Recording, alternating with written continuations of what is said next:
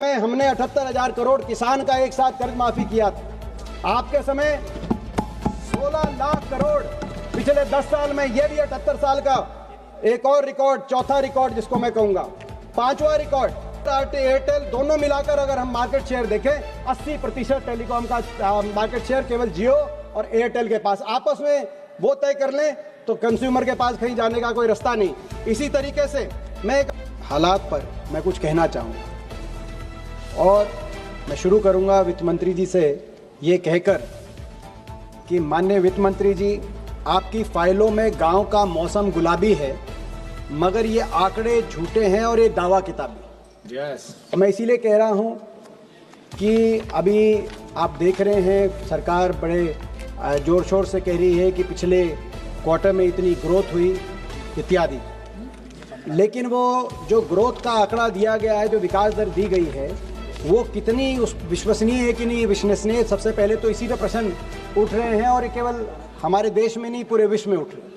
IMF ने सरकार की अकाउंटिंग को सी ग्रेड देने का कार्य किया है मात्र 15 दिन पहले। तो यानी कि आईएमएफ प्रश्न चिन्ह उठा रहा है कि सरकार कैसे अकाउंटिंग करके ये ग्रोथ रेट, विकास दर देश के सामने रखी। आईएमएफ ही नहीं, बहुत से देश के अर्थशास्त्रियों ने कई बार ये पॉइंट आउट किया जब से नई सीरीज आई है कि ये जो सीरीज है ये NSO, national scientific organisation, income growth के ऊपर आधार करके ग्रोथ रेट और विकास दर देश के सामने रखती है, जबकि होना चाहिए एक्सपेंडिचर ग्रोथ। अगर यूएस कन्वेंशन देखें, अमेरिकी इकोनॉमी और बाकी कई अर्थव्यवस्थाओं में एक्सपेंडिचर ग्रोथ के हिसाब से होता है। अगर इस क्वार्टर भी एक्सपेंडिचर ग्रोथ के हिसाब से हम अपनी इकोनॉमी का ग्रोथ रेट देखें तो 6.1% होना चाहिए, लेकिन आपने बहरहाल दूसरी तरीके से इसको कैलकुलेट किया। और हम आपकी भी माने, आपके दिए हुए आंकड़े माने, नई सीरीज के भी आंकड़े माने, तो भी प्रश्न चिन्ह लगता है इस विकास दर पर कि एक तरफ यूपीए के 10 वर्ष में औसतन विकास दर 8.1% हमारी अर्थव्यवस्था की थी। आपके दिए गए आंकड़ों के अनुसार भी आपके इन 11 वर्षों में वो औसत दर घटकर 5.75% तक पहुंची है। तो क्या ये इतनी क्या हर्ष और उल्लास की बात है कि नहीं है? रिकॉर्ड सरकार कह रही है, रिकॉर्ड हमारा विकास दर हुआ। रिकॉर्ड ये विकास दर का नहीं हुआ है, रिकॉर्ड कुछ और बने हैं और 78 साल के रिकॉर्ड लुढ़के हैं। मैं 78 साल यानी कि 8 दशक, मैं 8 रिकॉर्ड बताना चाहता हूं जो आपकी अर्थव्यवस्था की मौजूदा रिपोर्ट कार्ड आपके सामने पेश करेंगे। 78 वर्ष में अगर हमारी मुद्रा करेंसी अगर सबसे निम्नतम स्तर पे पहुंची है तो वित्त मंत्री जी आपके इस कार्यकाल में आज सबसे निम्न स्तर पे पहुंची है। मैं देख रहा था आपका बयान आया कि रुपया इतना नहीं गिरा जितना डॉलर मजबूत हुआ है। हम हरियाणा से आते हैं, कुश्ती खेलते हैं, तो वही बात होगी कि दो पहलवान आपस में लड़े और जो हारा उसके पिता ये कह रहा है कि मेरा बेटा नहीं हारा, वो दूसरा ज्यादा मजबूत था इसलिए हारा। डॉलर मजबूत हुआ है, लेकिन मैं ये भी आपको बताऊं, एशिया की बाकी करेंसीज की तुलना में, बाकी सभी करेंसीज की आप तुलना करिए, इंडोनेशिया रुपया, फिलीपींस का पीसो, पूरे एशिया की आप बाकी करेंसीज की तुलना में वर्स्ट परफॉर्मिंग करेंसी आज रुपया आपके समय साबित हुआ है। पहला रिकॉर्ड आपका बना है। दूसरा रिकॉर्ड आपका बना है, बधाई आपको दूसरे रिकॉर्ड की, करंट अकाउंट डेफिसिट, यानी कि व्यापार का घाटा, कितना निर्यात और कितना आयात है, उसमें अगर करंट अकाउंट डेफिसिट 78 साल का सबसे ज्यादा एक महीने का रिकॉर्ड किया गया है तो इस साल के अक्टूबर में 41.7 बिलियन डॉलर्स, ये रिकॉर्ड 78 साल का आपने दूसरा बनाने का कार्य किया। और यही नहीं, ये जो आज 1.3% जीडीपी का करंट अकाउंट डेफिसिट है, अनुमानित अगले वर्ष ये बढ़कर 1.7% जीडीपी का होने जा रहा है। तीसरा रिकॉर्ड आपने 78 साल का बनाया है इनइक्वालिटी में, गरीब और अमीर के बीच में अंतर में।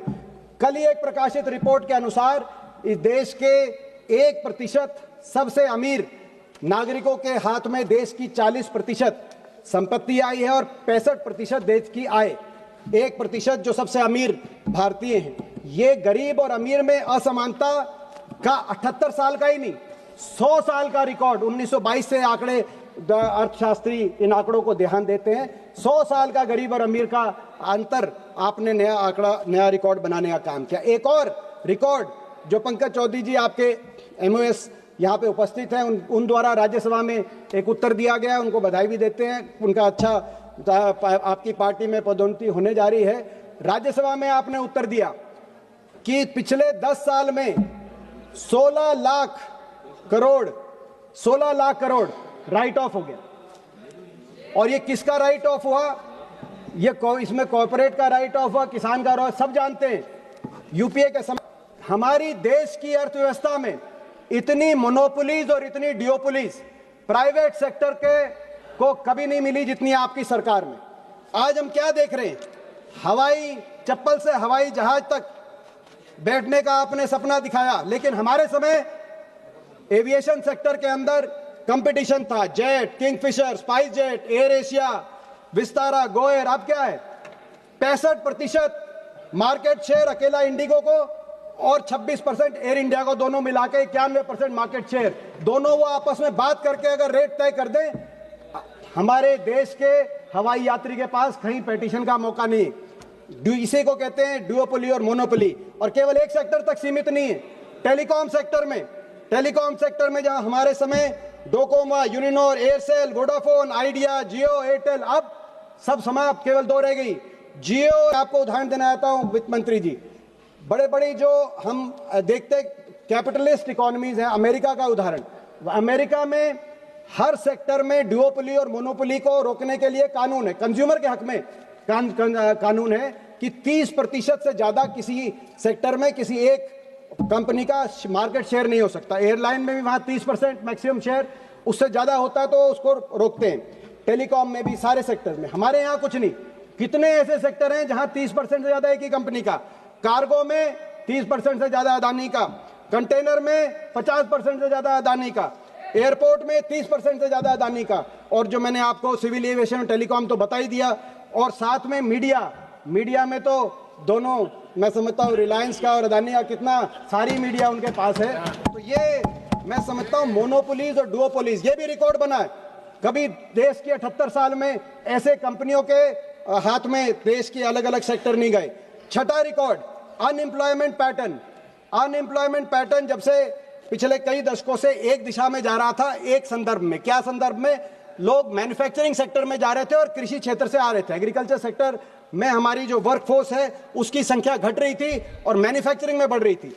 लेकिन आपके सरकार में पिछले 3 वर्ष में ये ट्रेंड चेंज हो गया। अगर पिछले 3 वर्ष में देखें तो मैन्युफैक्चरिंग सेक्टर में, जहां 2014 में यूपीए के टाइम में 12.8% लोग मैन्युफैक्चरिंग सेक्टर में काम करते थे, आज वो घटकर 11.5% ही मैन्युफैक्चरिंग सेक्टर में रह गए। और कृषि क्षेत्र के अंदर जो उस समय कृषि क्षेत्र में 42% 2014 में, आज वो बढ़कर 46% आ गए। यानी कि ये ट्रेंड बदल गया और लोग मैन्युफैक्चरिंग और सर्विस सेक्टर से वापस कृषि क्षेत्र के अंदर जो जा रहे हैं, ये मैं समझता हूं बहुत चिंताजनक हमारे देश के लिए ये एक ट्रेंड है, जिसको जो मैन्युफैक्चरिंग सेक्टर को बढ़ाने देने की आप ये बात करते। इसके बाद हमारा एम्प्लॉयमेंट सातवां रिकॉर्ड, 6 रिकॉर्ड मैंने बताए, 78 साल के जो रिकॉर्ड बनाए आपने। 7वां रिकॉर्ड, डेट। आज तक कभी देश की सरकार और सारे जितने हमारे प्रदेश की सरकारें हैं, सब पे मिलाकर इतना कर्जा नहीं चढ़ा। एक कहावत होती है गांव देहात में कि कर्ज लो और घी पियो, बाद की चिंता किसको करनी, जब ऊपर पहुंच जाएंगे। जो कर्ज लेके घी पीते हैं उनका क्या हाल होता है सब पता है, सारी अर्थव्यवस्थाओं का। आपके समय इतना डेट हो गया। आज मौजूदा स्थिति यह है कि स्टेट्स और सेंटर को मिलाकर टोटल डेट हमारे देश में 82% जीडीपी का डेट है। और ये जितनी भी समकक्षीय हमारी अर्थव्यवस्थाएं हैं, जिसमें डेवलपिंग नेशंस आप कहिए या पर कैपिटा इनकम के हिसाब से जो समकक्षीय हैं, Philippines, Vietnam, Indonesia, Bangladesh, Sri Lanka, Pakistan, जितनी भी साउथ अफ्रीका, ब्राजील, अर्जेंटीना, किसी में भी 30-40% से डेट ज्यादा नहीं है। डेवलप्ड इकोनॉमीज में इतना डेट होता है, अगर अमेरिका में, जापान की आप बात करें, क्योंकि वो एक स्तर तक पहुंच जाती है इकोनॉमी। मगर हमारी देश की अर्थव्यवस्था और ये डेट जो है, ये डेट अब रिसेंटली आप डेट किस बात के लिए ले रहे हैं? चुनाव जीतने के लिए डेट ले रहे हैं। बिहार में मतलब आप कर्जा ले रहे हैं और चुनाव जीतने के लिए कर्जा ले रहे हैं। बिहार में आपने क्या किया? मैं हरियाणा का बताना चाहता हूं। हरियाणा के अंदर चुनाव से 2024 से एक साल पहले हरियाणा के अंदर कुल मिलाकर 8.6 लाख बीपीएल कार्ड थे। चुनाव के लिए आपने बीपीएल कार्ड की संख्या बढ़ाकर 52 लाख कर दी और हरियाणा के 2,53,00,000 मतदाताओं में से 2 करोड़ बीपीएल बन गए। मतलब हरियाणा की आबादी 75% चुनाव के समय, विधानसभा चुनाव के समय आपने 75% below the poverty line declare कर दी। 4-5 महीने तक उनको राशन दिया, बीपीएल के सारी सुविधाएं दी और उसके बाद अब चुनाव के 1 साल के बाद आपने इनमें से आधे राशन कार्ड फिर काट दिए। तो ये ना तो इतनी आंधी से हरियाणा में गरीबी आई जैसे चुनाव से पहले आई और ना ही उसी रफ्तार से अमीरी आई। लेकिन चाहे वो हरियाणा का उदाहरण हो, चाहे बिहार में 10,000 देने की बात हो, आप कर्जा लिए जा रहे हैं, देश को कर्जे में आपने रिकॉर्ड बना दिया। और भाई इसी के साथ जो आपका 8वां ये कर्जे वाला 7वां रिकॉर्ड और 8वां रिकॉर्ड प्रदूषण। देश के इतिहास में इतना प्रदूषण नहीं हुआ जितना वित्त मंत्री जी आपके सरकार, मैंने 8 ही बताए क्योंकि 8 ही दशक हुए देश की आजादी के बाद, लेकिन बहुत से रिकॉर्ड आपने बनाए। कुल मिलाकर आज अर्थव्यवस्था में बहुत फॉल्ट लाइन्स है। आपकी अर्थव्यवस्था में प्राइवेट इन्वेस्टमेंट और प्राइवेट कैपिटल फॉर्मेशन जितनी मजबूत होनी चाहिए वो है नहीं। Public spending, government public spending के हिसाब से आप अर्थव्यवस्था को आप ग्रोथ रेट की तरफ आपने प्रयास कर रहे हैं और मगर पब्लिक स्पेंडिंग के लिए आप कर्जा ले रहे हैं। ये हमारी अर्थव्यवस्था का नया मॉडल हो गया है। आप आउटकम्स और ऑप्टिक्स में ऑप्टिक्स को चूज कर रहे हैं, नारे दे रहे हैं स्टार्टअप इंडिया का नारे की हकीकत ये है 6,500 इस वर्ष 6,500 स्टार्टअप समाप्त हो गए हैं। वो स्टार्टअप इंडिया नहीं, शट डाउन इंडिया हो गया है। आप नारा दे रहे हैं मेक इन इंडिया, मैन्युफैक्चरिंग में आपकी एम्प्लॉयमेंट घट रही है, मेक इन इंडिया नारा नहीं।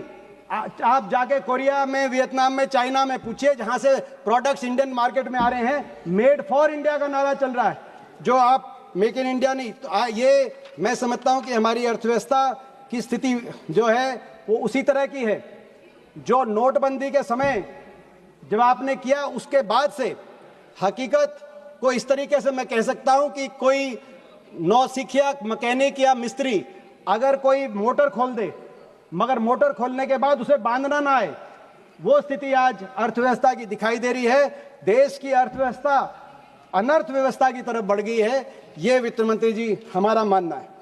अब मैं आता हूं डिमांड फॉर ग्रांट्स में। कुछ सेक्टर्स में डिमांड फॉर ग्रांट्स में भी जो क्रिटिकल सेक्टर्स हैं, वैसे भी हम देख रहे हैं ग्रोथ रेट में एक और ये कमी है। क्रिटिकल सेक्टर्स में, कोर सेक्टर्स में कोई ग्रोथ रेट नहीं, माइनिंग में कोई ग्रोथ रेट नहीं हमारी दिखाई दे रही, मैन्युफैक्चरिंग में कोई ग्रोथ रेट नहीं दिखाई दे रही। मगर जो क्रिटिकल विभाग हैं आपके सरकार के, उसमें आपकी सरकार की जो सिफारिश है वही आप नहीं मान रहे, जो आपकी सरकार की सिफारिश है। हेल्थ के अंदर आपकी नेशनल हेल्थ पॉलिसी की एक सिफारिश है कि 2.5% जीडीपी का हेल्थ को दिया जाए, आप 1.4% आपने बजट में रखा है। शिक्षा में आपकी सरकार की नेशनल एजुकेशन पॉलिसी में कहा गया है कि मिनिमम 6% जीडीपी का शिक्षा को दिया जाए, आप 4.5% पे संतुष्ट हैं। R&D जो किसी देश को आगे लेके जाने का स्वप्न रहता है, उसमें national science technology and innovation policy आप ही की सरकार की कह रही है कि मिनिमम बाकी देशों को देखते हुए 2% जीडीपी का R&D में खर्च किया जाए, लेकिन आप 0.6% से ही संतुष्ट हैं। और डिफेंस में बार बार स्टैंडिंग कमेटी ऑफ डिफेंस ये रिपोर्ट लेके आ रही है कि मिनिमम 3% जीडीपी का डिफेंस को दिया जाए, मगर आपकी सरकार 1.9% डिफेंस में, और मैं डिफेंस से ही 1.9% जीडीपी का डिफेंस में बजट दे रही है। मैं डिफेंस में थोड़ा और खोल के कहना चाहूंगा, क्योंकि अभी ऑपरेशन सिंदूर देखा, हमने देखा कैसे पाकिस्तान और चीन एक होकर हमारे देश के कुछ जिस प्रकार से कुछ चुनौती का हमारे देश की फौज ने उनकी चुनौती को हराने का, परास्त करने का अपने पराक्रम से काम किया, मगर वो दोनों एक होकर चल रहे हैं। डिफेंस में मैं कहना चाहूंगा 1962 के बाद मैं सदन के संज्ञान में लाना चाहूंगा, सबसे कम डिफेंस अगर बजट जीडीपी के प्रतिशत में, तो वो 1.9% पिछले साल आपकी सरकार ने डिफेंस में 1962 से हमारा डिफेंस बजट हमेशा 2% से ऊपर रहा। 2013-14 में, ये आपकी स्टैंडिंग कमेटी की रिपोर्ट है किरण जी, 2013-14 में 2.5% जीडीपी का हम डिफेंस पे खर्च कर रहे थे, वो धीरे धीरे घट के 2.5 से पहले 2 आया, 2 से 1.9, पिछले 2 साल से ये 1.9 और 1.5। मगर इसमें और भी चिंता की बात ये, केवल डिफेंस का बजट गिरा है, गिरावट आई है वही नहीं, इसमें कैपिटल आउटफ्लो 30% से भी कम है। जो मॉडर्नाइजेशन का आपको बजट चाहिए उतना मॉडर्नाइजेशन का बजट नहीं। और रिपोर्ट कार्ड हम क्या दें? Air chief marshal AP Singh ने, एयर चीफ मार्शल ने क्या कहा? उन्होंने कहा कि टाइमलाइन बहुत बड़ा इशू है, समय से कोई प्रोजेक्ट पूरा नहीं हो पाता है और इसको हमें देखना ही पड़ेगा, हमारी सरकार भी इस पे उसको देखना ही पड़ेगा। हम कुछ ऐसा प्रॉमिस क्यों करते हैं जिसको पूरा ना कर पाए? आपके deputy chief of army staff Rahul Singh ने क्या कहा? उन्होंने कहा कि जो इक्विपमेंट जनवरी में डिलीवर होनी थी वो आज तक डिलीवर नहीं होकर हो जाती तो ऑपरेशन सिंदूर में कहानी कुछ और होती। ये उन्होंने पब्लिक फोरम पे ये कहा। और आपका डिफेंस बजट आप घटा रहे हैं। और डिफेंस बजट में मैं एक और चीज कहूंगा, इसमें अग्निवीर जैसी योजना आप ले आए जिसमें हमारी देश की फौज को कितना नुकसान हुआ है आप अंदाजा लगा सकते हैं कि फौज के। उसके साथ साथ मैं ये भी बताऊंगा कि एयरफोर्स मॉडर्नाइजेशन का बजट आपने घटा दिया। एयरफोर्स में आज हमें 60 स्क्वाड्रन की जरूरत है, 60 स्क्वाड्रन की, मगर जो यूपीए के समय 42 स्क्वाड्रन थी आज वो 31 स्क्वाड्रन रह गई एयरफोर्स में। और वो जो स्क्वाड्रन यानी कि 18 से 24 हवाई जहाज, इन स्क्वाड्रन में भी कई स्क्वाड्रन के अंदर जैगुआर जैसे आज जहाज हैं जो दुनिया में तमाम मुल्कों में इस जहाज को रिटायर कर दिया गया है। नाइजीरिया, आर्मेनिया, फ्रांस, जर्मनी, सारी जगह जैगुआर, साउथ अफ्रीका जहां जैगुआर्स थे उनको रिटायर कर दिया गया। लेकिन हमारे देश में अभी आपने 60 की बजाय 31 स्क्वाड्रन है और जैगुआर को भी रिटायर नहीं किया गया। इस साल भी जैगुआर के 3 क्रैश हुए जिनमें से 2 में हरियाणा के जाबाज हमारे जो पायलट्स थे जिन्होंने अपनी शहादत दी, उनको हम नमन करते हैं। लेकिन उनके परिवारों से जाके जब मैंने बात करी, उनके परिवारों के जबान पे एक ही बात थी, आप सरकार से आग्रह करिए एयरफोर्स मॉडर्नाइजेशन की तरफ बढ़े, नए एयरक्राफ्ट लाए, हम आपका समर्थन करेंगे। लेकिन आपने एयरफोर्स मॉडर्नाइजेशन का बजट में कटौती कर दी, डिफेंस के बजट में कटौती कर दी और आप फौज के पराक्रम का आप नाम लेते हैं। दूसरी बात मैं कहूंगा एग्रीकल्चर सेक्टर में, एग्रीकल्चर सेक्टर में बड़ा प्रश्न एमएसपी का है। यूपीए के समय हमारी एमएसपी में पैडी, वीट दोनों में 12% और 13% की बढ़ोतरी हुई प्रति वर्ष औसतन, और दालों में चावल हो, मूंग हो 20% और 22% की औसतन बढ़ोतरी हुई प्रति वर्ष। एनडीए के पिछले या आपकी सरकार के पिछले 11 वर्ष के अंदर ये जो औसत बढ़ोतरी 12-13% थी अनाज में और दाल में 20-22% थी, वो घटकर 5% और 6% रह गई। पैडी वीट में प्रतिवर्ष 6% पैडी में और 5% गेहूं में, और इसी तरीके से दालों में 6%, 8%। और ये अगर हम महंगाई दर से इसको हम अगर सब्स्टिट्यूट करें तो आप ये मानो कहीं ना कहीं ये ना के बराबर। और जो एमएसपी आप घोषित भी कर रहे हैं वो किसान को नहीं मिल रही। इस साल आपने धान पर 2390 रुपए की आपने एमएसपी डिक्लेयर करी, न्यूनतम समर्थन मूल्य, लेकिन हरियाणा की मंडियों में आप जाके देखिए धान 1500 और 1500 से 2000 तक धान में एमएसपी से कम मूल्य मिला। बाजरा में आपने इस वर्ष एमएसपी न्यूनतम समर्थन मूल्य 2250 का, मगर बाजरा बिका 1800 का, 1900 का, कई जगह बाजरे पे एमएसपी भी नहीं मिली। कपास में आपने एमएसपी डिक्लेयर करी 8100 की, मगर मंडी में 6500 और 7200 की आपकी एमएसपी से कम में कपास देने को मजबूर किसान हुआ। तो आज एमएसपी मिल नहीं रही, जितनी आप बढ़ा रहे हो जितना यूपीए के समय का था उससे आधे से कम आप बढ़ा रहे हो प्रति वर्ष, और जितनी बढ़ा के आप घोषित भी कर रहे हो कितने किसान को मिल रही है वो आपको हरियाणा का किसान बता देगा, बाकी देश का किसान बता देगा। खाद के लिए आप डिमांड्स को ग्रांट में और लेके आए कि खाद आपको देंगे। मैं एक और बात कहना चाहूँ, आप आत्मनिर्भर की भारत की बात करते हैं, कपास की बता रहा हूँ। कपास में इस वर्ष आपने 11% की इंपोर्ट ड्यूटी खत्म कर दी। कपास में विदेश से कपास आ रहा है और हमारे देश के कपास का जो पैदावार करता है किसान, उनको न्यूनतम समर्थन मूल्य भी नहीं मिल रहा। ये आत्मनिर्भर भारत का आप मॉडल देश के सामने रख रहे हैं। इसी तरीके से खाद की बात है, लगातार पूरे देश में हम देख रहे हैं, हरियाणा में देख रहे हैं, खाद थानों में बिक रही है। हरियाणा में तो जो लाइन लग के उसमें कभी लाठीचार्ज होता है और अपने किसान को अपने हाथ पे एक मोहर लगवाती है सरकार कि भाई ये लाइन में लगा हुआ है। तो ये क्या जो है, मैं समझता हूं कि कृषि क्षेत्र में दूसरी बात आती है मजदूर की, किसान और मजदूर। हमारे साथी ने एक प्रश्न पूछा था लोकसभा में, उसका कल जो है इस हफ्ते उसका उत्तर मिला। उस प्रश्न के अनुसार मनरेगा की क्या स्थिति है, मैंने किसान की बात करी, मैं मजदूर की भी बताऊंगा आपको। मनरेगा की स्थिति आप अंदाजा लगाएं, हरियाणा में 8 लाख मजदूरों ने रजिस्टर करा रखा है मनरेगा के लिए, मगर पिछले वर्ष मात्र 2100 मजदूरों को 100 दिन की पूरी मनरेगा को पे लिया गया है। तो आप अंदाजा लगाएं ये स्थिति। इसके बाद मैं तीसरा विषय लेना चाहूंगा स्पोर्ट्स का, खेल का। खेल में बड़े विडंबना है, किरण रिजिजू जी हमारे मंत्री, खेल के मंत्री भी रहे, वो भी सुने, बड़ी विडंबना है। जो खेलो इंडिया का बजट 3,500 करोड़ का बजट आपने लिया, उस बजट में कुल मिलाकर हरियाणा के बाटे 80 करोड़ आया, जो देश में सबसे कम। सबसे ज्यादा आया गुजरात के बाटे 600 करोड़ खेलो इंडिया का। और जो प्रदेश देश में सबसे ज्यादा मेडल लेके आता है, 50% ओलंपिक, एशियाई, कॉमनवेल्थ के खेल हरियाणा खिलाड़ी लेके आते हैं। खेलो इंडिया में सबसे कम बजट उनका और सबसे ज्यादा बजट आप ले रहे हैं गुजरात का। और कॉमनवेल्थ खेल कहाँ हो रहे हैं? गुजरात में। लाखों करोड़ वहां खर्चे जाएंगे अहमदाबाद में। और अब तो गृह मंत्री जी कह रहे हैं कि ओलंपिक खेल भी वहां कराएंगे। मेरी मांग है सरकार से कि इसमें हरियाणा को कोहोस्ट के रूप में लिया जाए। भूपेंद्र यादव जी यहाँ मौजूद हैं, उनसे भी मैं कहना चाहता हूँ, धर्मेंद्र जी भी प्रभारी रहे हरियाणा के, उनको भी पता हरियाणा के बारे में।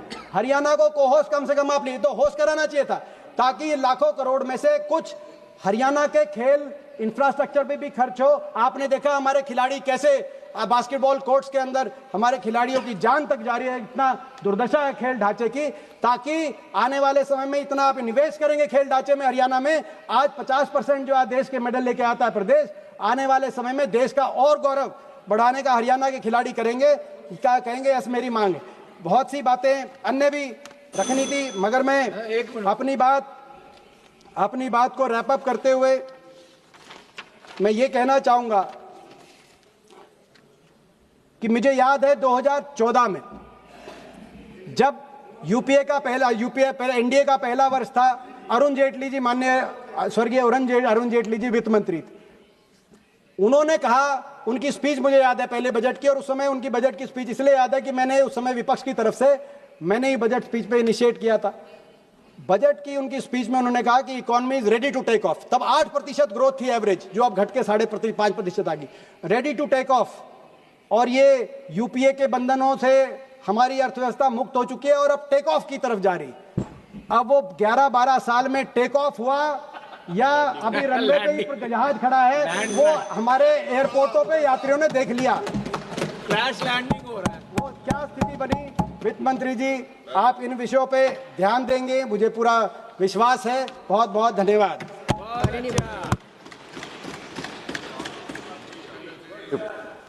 अब हम लोग ध्यान से सुन रहे थे, उनका पहला जो भाषण हुआ मीडियम भाषण था, वो भी मैंने सुना 2005 में।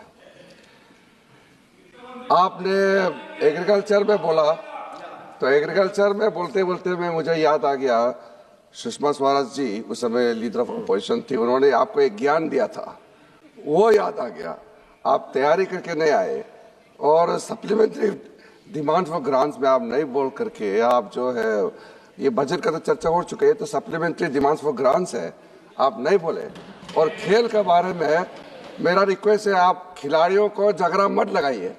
बाकी खेल बहुत आगे बढ़ रहा है, खेलो इंडिया चल रहा है, सब कुछ ठीक चल रहा है, आप झगड़ा मत लगाइए।